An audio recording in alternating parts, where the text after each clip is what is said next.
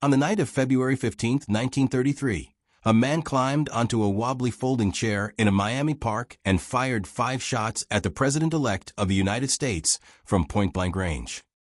Every single bullet missed Franklin Roosevelt. 5 shots, 15 feet. A target who was sitting still in an open car under floodlights. The mayor of Chicago, who was standing nearby, took a bullet through the stomach and died 19 days later. 4 other bystanders were wounded. Roosevelt sat in the car, unharmed, apparently calm, and asked that the wounded be brought to him before anyone drove him away. The shooter, a 33-year-old unemployed bricklayer named Giuseppe Zangara, was arrested within seconds, convicted within days, and executed in Florida's electric chair 33 days after the shooting. 33 days. From trigger pull to execution. That speed, that extraordinary, almost unprecedented speed, meant one thing with absolute certainty. No one investigated Giuseppe Zangara. Not seriously. Not completely. And the man who controlled federal law enforcement, J. Edgar Hoover, made sure of it. You're about to find out what he didn't want found. To understand what February 15, 1933 actually was, you need to feel what America was in that moment. The Great Depression had been grinding for 3.5 years. A quarter of the American workforce was unemployed. The banking system was in freefall. Within weeks of the shooting, Roosevelt would declare a national bank holiday to prevent total financial collapse. In cities across the country, organized crime had stepped into the vacuum left by prohibition and economic desperation, building parallel economies of bootlegging, gambling, and extortion that had penetrated local government so thoroughly that in some American cities it was genuinely difficult to determine where the mob ended and the municipal administration began. Chicago was the clearest example.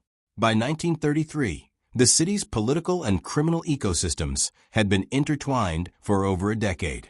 Anton Cermak, the mayor of Chicago, had built his political machine through alliances that were, to put it diplomatically, complicated. He had defeated the Capone organization's preferred mayoral candidate in 1931, which made him powerful in some circles and extremely unwelcome in others.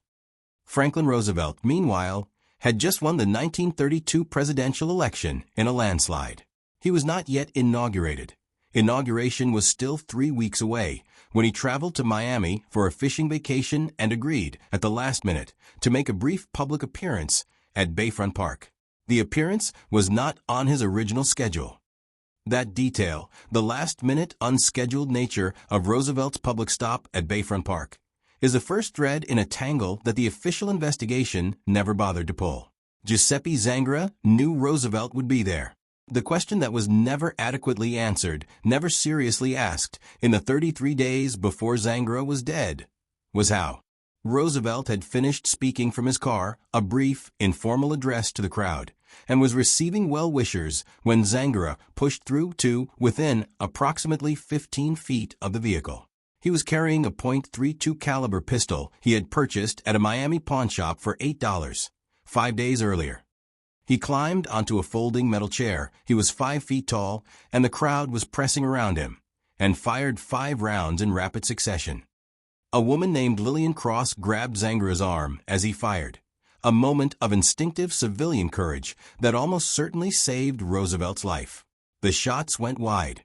Anton Cermak, standing on the running board of the presidential car, was struck once in the right side.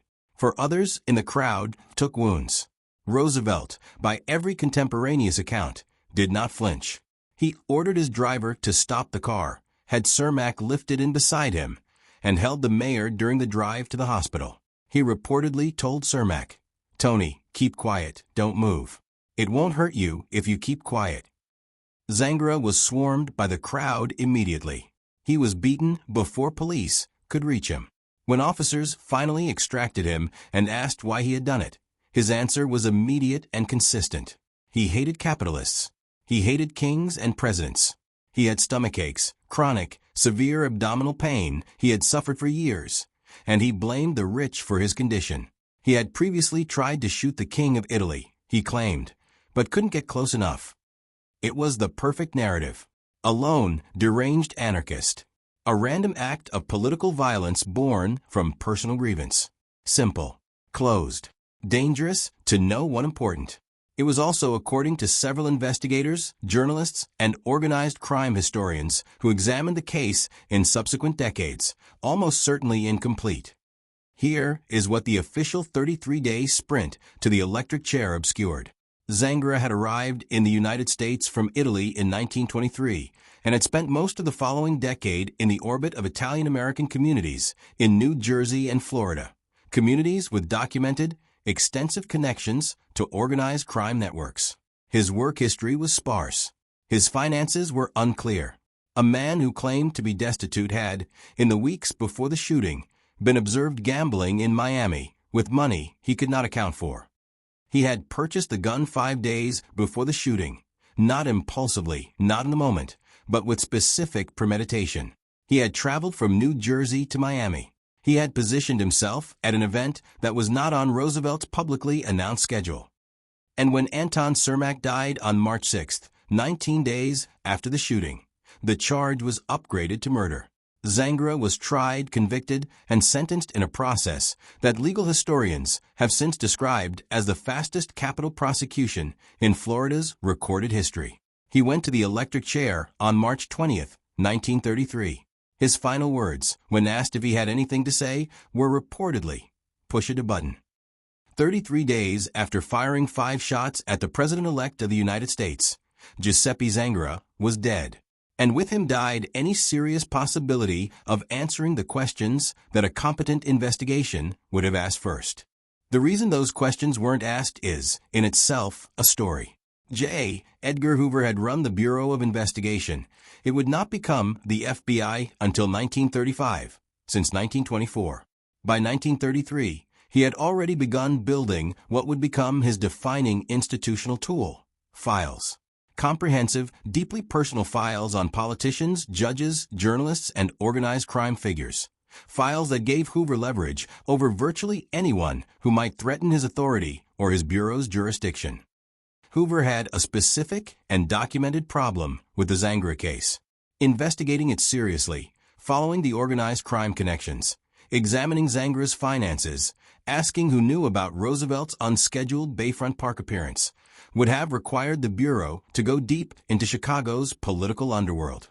And Chicago's political underworld connected, with remarkable directness, to people whose files Hoover was still building, people whose cooperation he needed, people whose exposure would create political consequences that Hoover, with characteristic institutional self-interest, preferred to avoid. The organized crime theory, developed most thoroughly by journalist Noel Hind and crime historian Mel Aden in subsequent decades, and based on documented mob records, FBI files released under FOIA, and investigative interviews, centers on a specific proposition: that Zangara was not a lone lunatic acting on personal grievance, that he was a contract shooter, recruited through organized crime networks connected to Frank Nitti, who had taken over the Capone organization after Al Capone's imprisonment in 1931. The theory's internal logic rests on a question that the official investigation never answered. Who was the actual target? Roosevelt survived. Cermak died. And Cermak, as Chicago's mayor, had been engaged in an active, documented, politically consequential conflict with the Capone/Nitti organization over control of Chicago's illegal gambling revenue.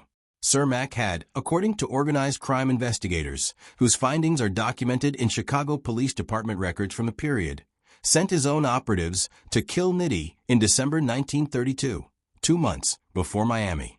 Nitti survived. 2 Chicago detectives were later tried for the shooting. If Cermak was the intended target, if Zangara's 5 shots that missed Roosevelt were not incompetence but deliberate misdirection, or if Roosevelt's proximity to Cermak was incidental to a contract that was always about the mayor, then the entire official narrative inverts. Not a deranged anarchist who missed the president, a professional shooter who hit his actual target, and whose rapid execution ensured he could never be made to say so. This theory is not proven. It has not been established to evidentiary standard. What it has is this: it fits the documented facts of the case more coherently than the official explanation.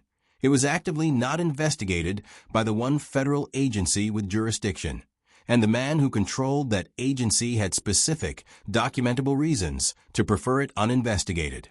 That is not proof. In a 33-day prosecution that ended in execution, proof was never the point. Zangara died without providing any information that connected him to anyone else. He had no known associates in Miami. No one visited him in custody. No attorney mounted a meaningful defense. The public defender assigned to his case met with him briefly and did not request a continuance.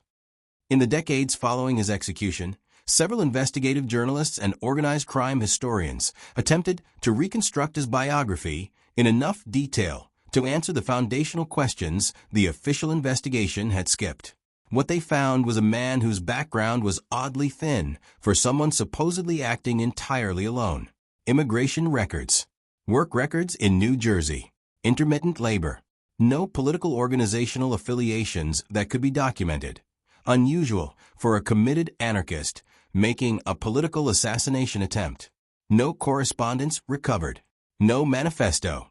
No network of ideological companions. What investigators did find, documented in FBI files released decades later, was that the Bureau had received, in the immediate aftermath of the shooting, multiple tips suggesting Zangara had connections to organized crime figures in New Jersey and Florida. Those tips were logged. They were not pursued.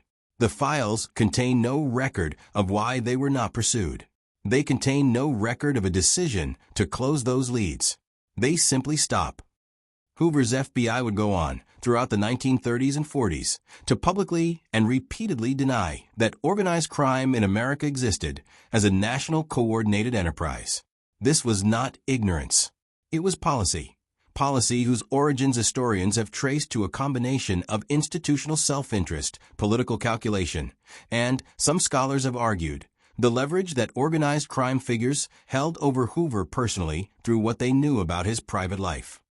The consequence for the Zangara case. The one agency with federal jurisdiction over an assassination attempt on a president-elect was run by a man with specific reasons to ensure the investigation remained shallow. And it did. Franklin Roosevelt was inaugurated on March 4, 1933. He served 4 terms. He led the United States through the Depression and the Second World War. He died in office in 1945 of natural causes in Warm Springs, Georgia. The man who had sat calmly in an open car while 5 bullets flew around him never publicly expressed doubt about the official explanation of what had happened in Miami. Whether he privately believed it is not recorded. Anton Cermak's family never accepted the lone gunman conclusion.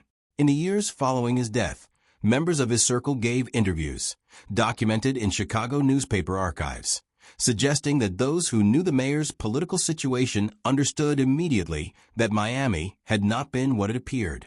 Those accounts were treated as the grieving speculation of a dead man's loyalists. They were never formally investigated. There is no significant memorial at the site of the shooting in Miami. Bayfront Park has been redeveloped multiple times since 1933. A small plaque exists, installed decades after the event, easily missed. The speed of Zangara's execution meant that no transcript of a serious cross-examination exists.